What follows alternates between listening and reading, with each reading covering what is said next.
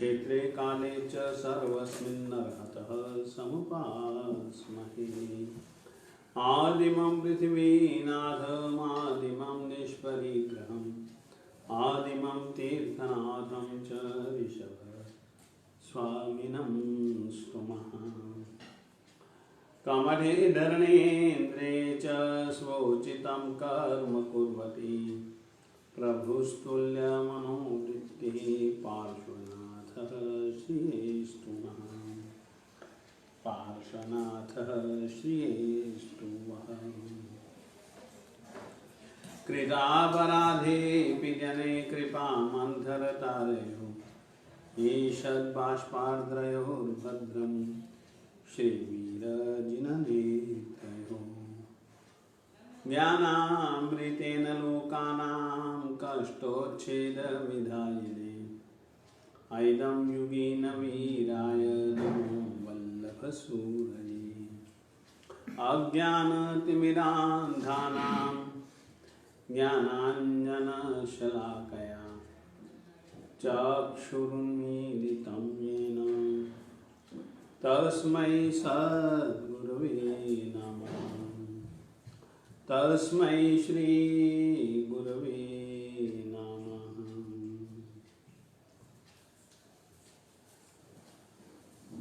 विक्रम संवत 1029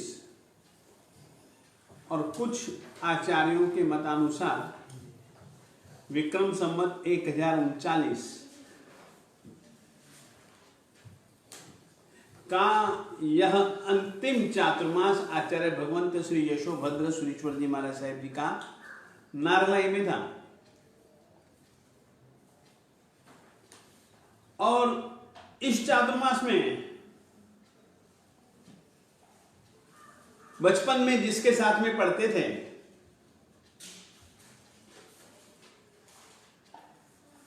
वो भी ब्राह्मण पुत्र था, वो योगी बन गया ना। और ये श्री बद्री देवी माता जी के अनुसार आचार्य भगवंत श्री ईश्वर सुरीश्वर जी महाराज साहेब जी ने जब माता पिता से इसको मांगा तो इसी ने ही अपने माता पिता जी को तैयार किया कि मेरी इच्छा है ना दीक्षा लेने की, मुझको ये गुरु जी जम गए, मुझको इनकी बातों में बड़ा सार नजर आ रहा है। चाहे माता पिता समझाते रहे कि तू नहीं जानता, तू नहीं समझता, तो भी इसने 6 वर्ष की उम्र में दीक्षा ले ली। और इस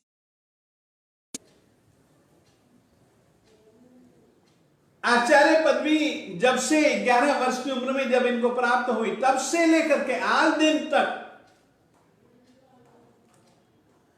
जगह जगह जाना, जिन धर्म की यानी कि केवली परमात्मा के द्वारा प्ररूपित जिन धर्म की, जिन शासन की ध्वजा को फरकाना, कई जगह संघ निकाले, कई जगह प्रतिष्ठाएं करवाई, उसमें से कुछ ही प्रसंग इनकी जिंदगी में तो अनेक प्रसंग हैं। आज की तारीख में भी नारलाई के इर्द गिर्द के क्षेत्र में जसिया और केसिया के प्रसंग बड़े मशहूर हैं। किंवदंतियों में, लोक कथाओं में बड़े प्रचलित हैं। जसिया यानी कि आचार्य भगवंत श्री यशोभद्र सुरीश्वर जी महाराज साहेब, केसिया यानी कि योगीराज केशव जी, और केशव जी महाराज साहब योगी जी क्या वे ही योगी हैं जो ब्राह्मण पुत्र थे? इसके विषय में भी आचार्यों के मत कुछ जुदा जुदा हैं। अपन लोग केशव योगी के नाम से उनको पहचानते हैं। अब नारलाई में ये दोनों जन हैं। एक प्रकार से मैं आपको यह कह सकता हूं कि यह अंतिम चातुर्मास केवल आचार्य श्री यशोभद्र सूरी जी महाराज साहेब जी का ही नहीं है, बल्कि केशव योगी की जिंदगी का भी यह अंतिम चातुर्मास है।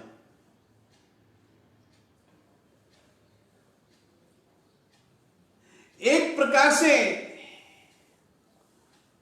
गुरु जी के वचन की कसौटी है। इस साल गुरु ने जिस समय सुधर्मा नाम के बालक थे, उस समय इसी ब्राह्मण पुत्र को कहा था, मर करके तुझको न मारू ना तो मुझको सच्चा बनिए का पुत्र न जानना। इस वचन की कसौटी अभी तक तो हुई नहीं, आगे होती भी है या नहीं, मरने के बाद कौन किसको मारता है, होती भी है या नहीं, खरा ब्राह्मण पुत्र है या खरा बनिए का पुत्र है। उसने कहा था मुझको ब्राह्मण पुत्र मत मानना, तो सुधर्मा ने कहा था मुझको बनिए का पुत्र सच्चा मत जानना। अभी तक दोनों जनों के वचन अधूरे हैं, अपूर्ण हैं, और यह जिंदगी का उनका अंतिम चातुर्मास है दोनों का। नारलाई में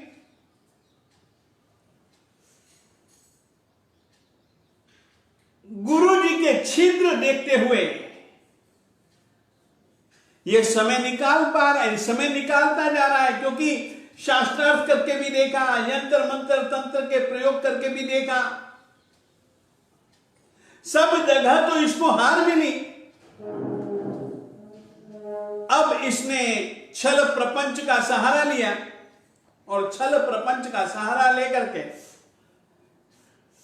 गुरु जी महाराज तो उपासना में सोए हुए हैं, और श्रावक जन बलि बाकुले की तैयारी कर रहे हैं मंदिर में ये आया। किसी भी श्रावक ने इसकी ओर देखा तक नहीं। गोरख गोरख कई बार बोला, भिक्षाम देही की आवाज इसने कई बार लगाई। अंदर काम कर रहे लोगों में से एक ने तो कह भी दिया कि भाई ये तो देव मंदिर है, यहां किसकी भिक्षा लेने आए हो तुम। मगर जब ये हटा नहीं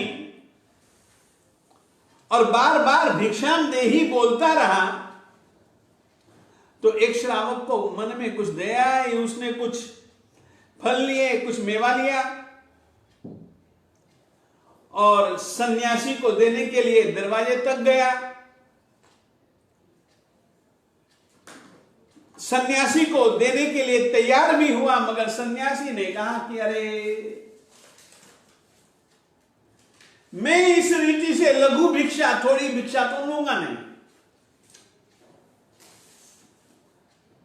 मुझे तो पूरी भिक्षा चाहिए।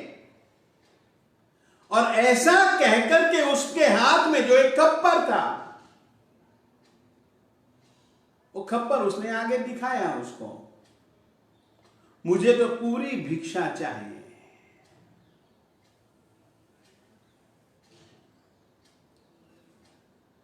अब जो श्रावक देने के लिए आया था, उसके सामने सवाल हो गया, पूरी भिक्षा कैसे दूं? तो भी उस श्रावक ने गुरु जी के अनुपस्थिति में पूरी भिक्षा दे दी। और इधर से गुरु जी महाराज साहब जग गए।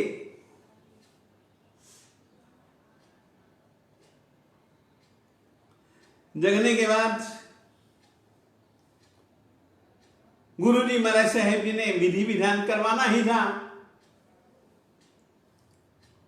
गुरु जी महाराज साहेब जी ने सोचा कि चलो अब पूरी तैयारी हो चुकी होगी, जाओ और गुरुजी महाराज साहब मंदिर जी में, जिनालय में पधारे।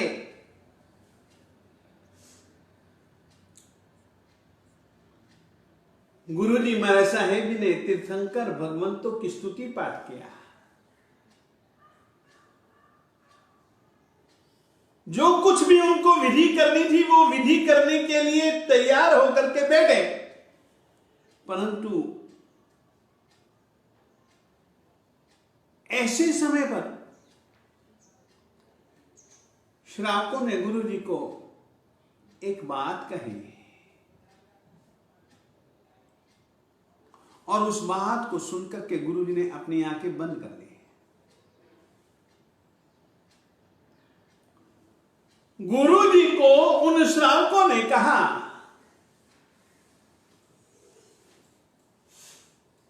कि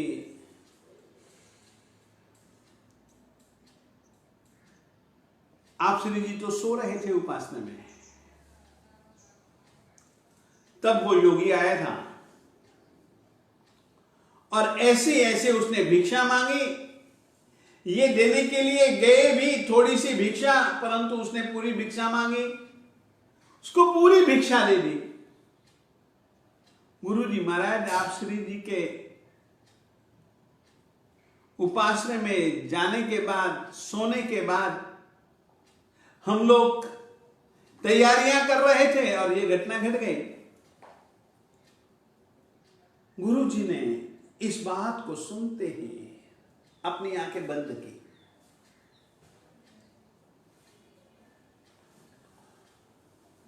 ज्ञान का उपयोग लगाया। गुरु जी ने आंखें खोली। गुरु जी सहज थे।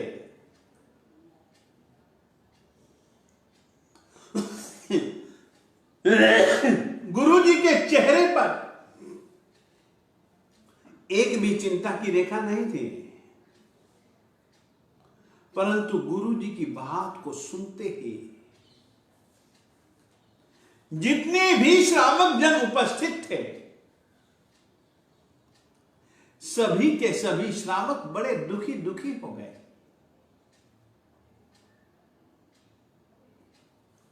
बड़े चिंतित हो गए। गुरुजी ने आंखें खोलने के बाद श्रावकों को कहा, आज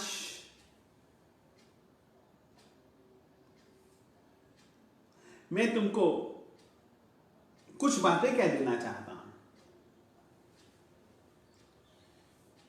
श्रावकों ने कहा, कहिए गुरुजी, क्या आदेश है, क्या आज्ञा है? देखो, ये जो सन्यासी पूरी भिक्षा लेकर के गया है,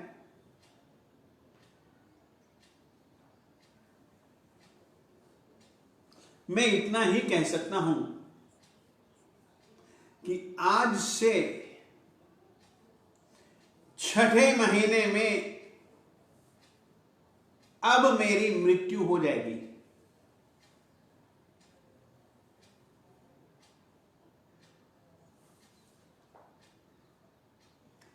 फिर से कहा, आज से 6ठे महीने में मेरी मृत्यु हो जाएगी। सुनने वाले श्रावकों की स्थिति इतनी गंभीर हो गई कि सबकी आंखें फटी की फटी रह गई। सब बिल्कुल स्तब्ध हो गए। काटो तो खून नहीं।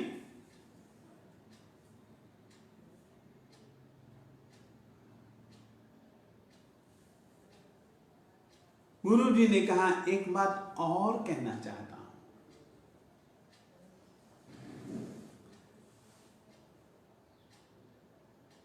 लोगों ने चुप रह कह करके सुनने की तैयारी बताई। गुरु जी ने उपस्थित आदमियों में से कुछ गंभीर, एक बात याद रखो, सत्य हर कोई नहीं पचा सकता।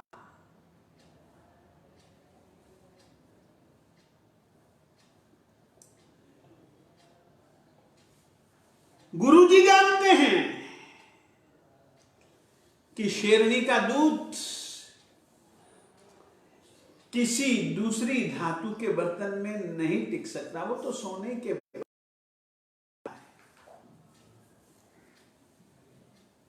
तो गुरुजी महाराज साहब जी ने कुछ पात्रों को कहा कि भैया आप जाओ, ये काम करो, मुझे थोड़ा सा इनसे कुछ काम है। और गुरुजी ने ऐसे गंभीर, सभी रीति से कार्य करने में सक्षम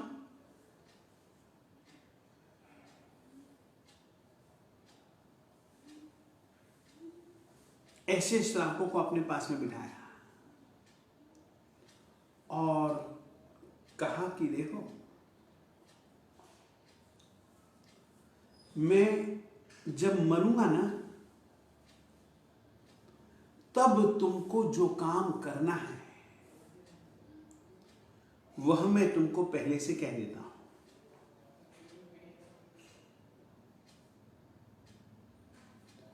एक तो गुरुजी ने पहले से ही जो कुछ बात कही थी कि 6ठे महीने में मैं मर जाऊंगा, उससे दुखी दुखी थे ही। और गुरुजी के इस तरीके के बात को सुनकर के श्रावक लोग तो और गमगीन हो गए। श्रावकों को गुरुजी ने कहा कि देखो, मैं जो तुमको कहने जा रहा हूं वो काम करने की तैयारी हो तो मैं तुमको कहूं। काम करने जैसा है, उस समय यदि तुमने काम नहीं किया ना, अनर्थ हो जाएगा।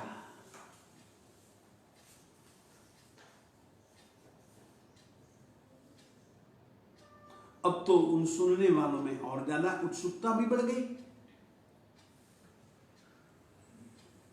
मैं जब मर जाऊंगा ना, देखो मैं मणिधारी हूं, स्वयं कहते हैं यशोभद्र सूरी जी महाराज साहब, मैं मणिधारी हूं, मेरे मस्तक में मणि है,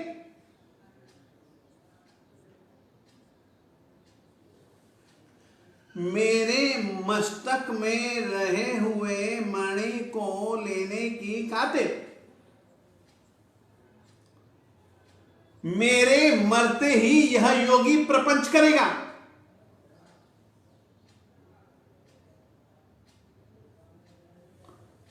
बहुत कृत्रिम तेज बरसात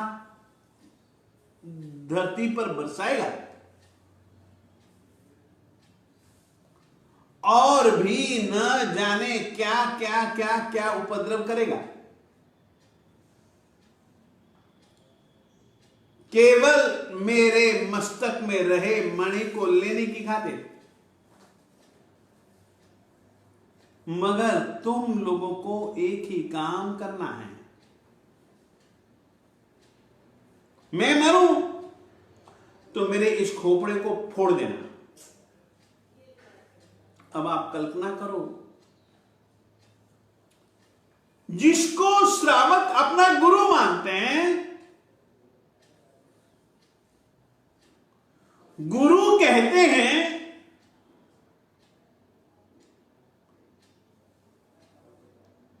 गुरु जी के हर एक आदेश के पालन के लिए तत्पर रहते हैं, मगर इस आदेश पालन के लिए गुरु जी महाराज साहब जी ने कहा कि चलो भाई चलो, करोगे या नहीं करोगे? गुरु जी के सिर को फोड़ना है।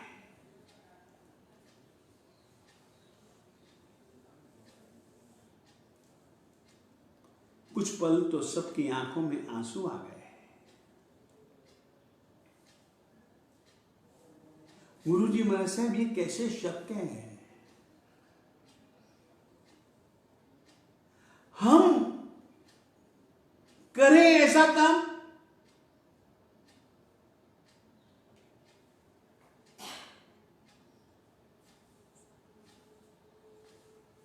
गुरु जी महाराज साहब जी ने दूसरी बार समझाया, और यदि यह काम तुमने नहीं किया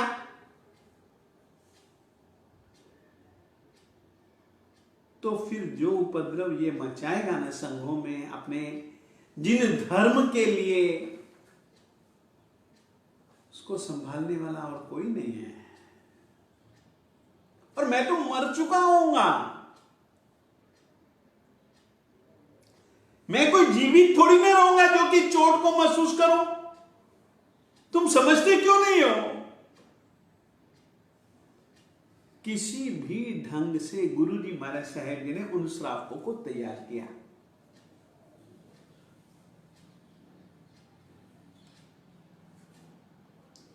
और योगी किस किस तरीके के उपद्रव उस समय करेगा, गुरु जी ने एक के बाद दूसरा, दूसरे के बाद तीसरा, तीसरे के बाद चौथा, सभी के सभी उपद्रव उनको सुना दिए।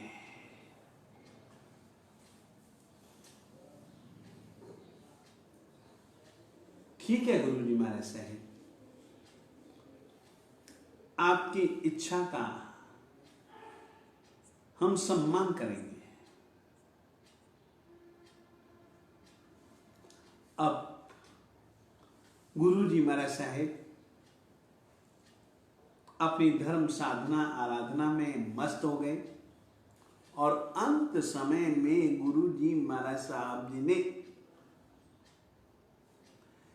संलेखना की।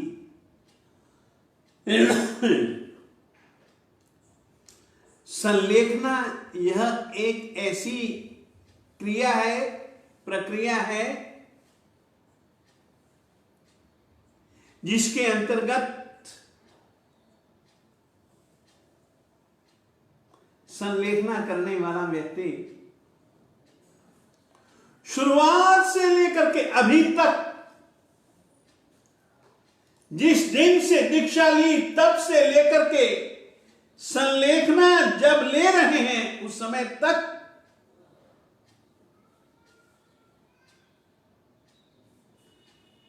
व्रतों में लगे हुए अतिचारों का चिंतन करते हैं गुरु जी महाराज।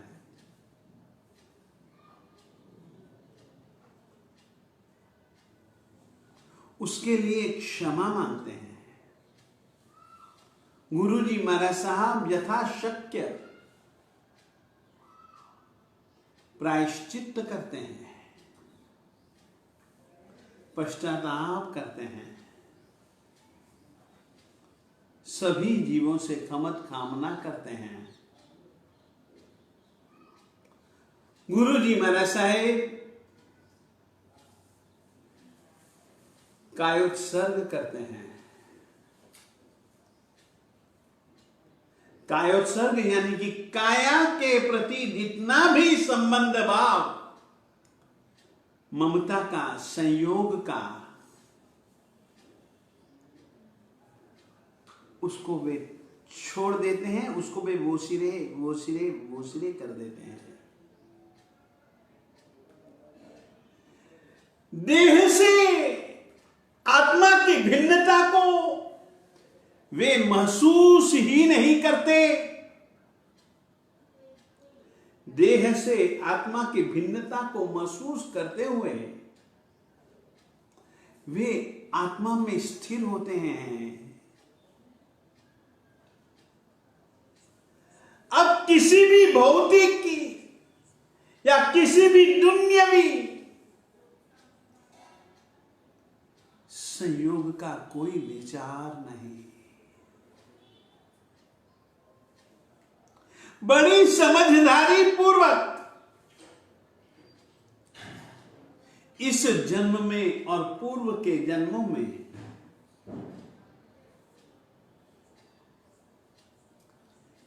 एक साधु के लिए एक नियम है मेरे देवताओं,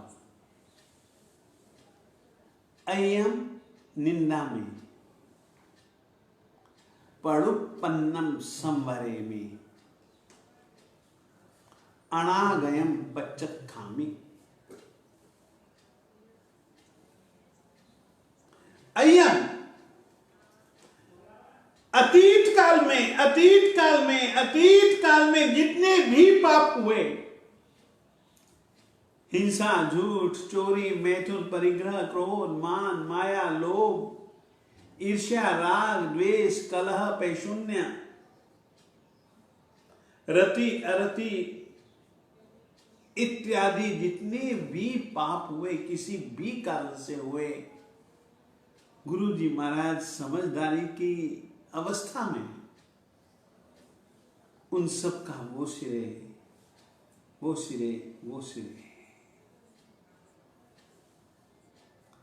इस भव में जितनी भी आत्माओं के साथ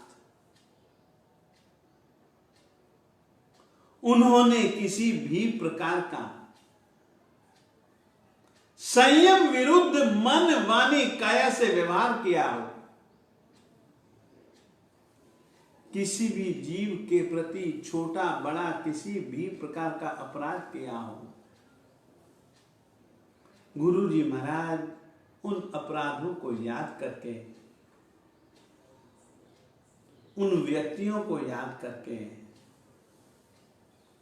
क्षमत कामना करते हैं और माफी मांगते हैं और सभी प्रकार के संबंधों का त्याग कर देते हैं।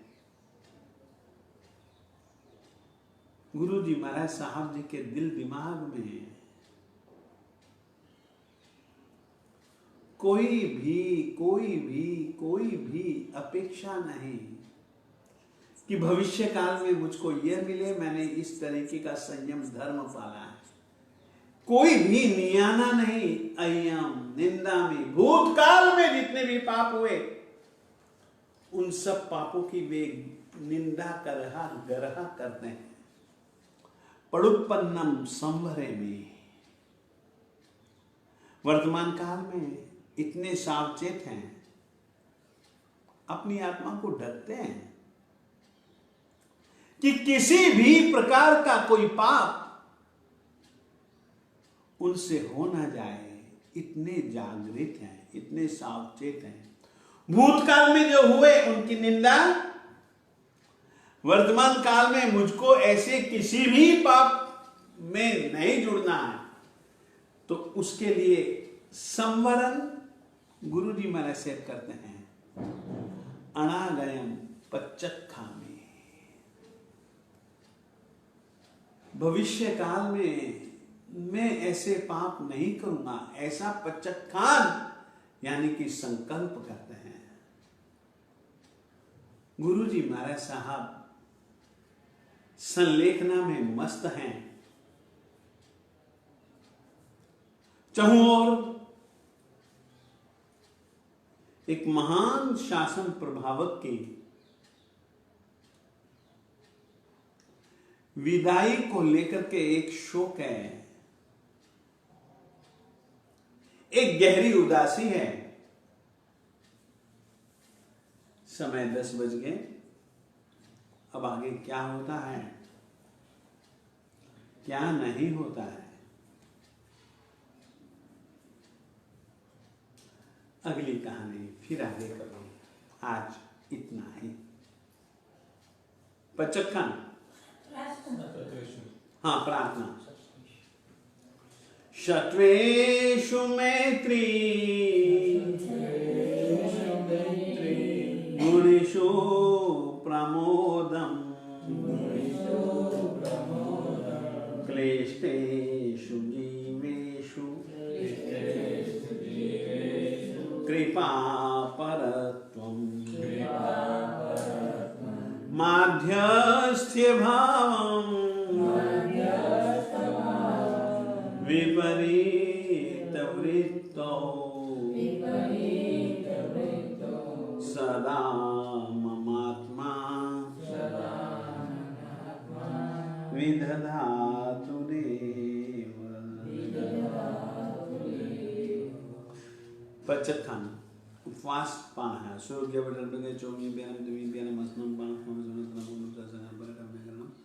महत्रागमन सस्मे वत्यगन पानार पोषण साग पोषण मुर्जनत्नमोनम ससागम पच्छन कालन दिशामोनम सावगन महत्रागमन सस्मे वत्यगन पानस लेवन वालेवन माचोना बोली बिलवा ससिथेनवा बोसरी पोसी साल पोसाई मिलेगा आस्था ब्यासना कोई नहीं साल नहीं हमारे उगेश उनका पोषण साल पोषण मुठीसे बचके उगेश रचो में ब्यान अस्नम पानम कायमम से उन्नतना भोगनम ससागन पच्छन कालन दिशामोनम सावगन महत्रागमन सस्मे वत्यगन आयन बिलम निविगे मिलेगे उसना ससागन के वाले बिना यह तो संसथ्यन मुखित वेगन मृच मुखेन बारठम नेगन महत्रागन सब समय वत्यागरणम एकास्नम व्यासनम गति विज्ञानमास्नम कर्मसनत्नम भोगनम ससागन सागरियागरण मौंडल मसन गुरु गुटन बारठम नेगन महत्रागन सब समय वत्यागन पानस नेवन वाले वाचमा बोलेनवा ससिथ्यनवा सिथ्यनवा बोसिरे सर्व मंगल मंगल्यम सर्व कल्याण कारणम प्रधानम सर्व धर्माणाम जैनम जयति शासनम बोलो जिन शासन देव बोलो गुरुदेव श्रीमद विद्यानंद सुरेश्वर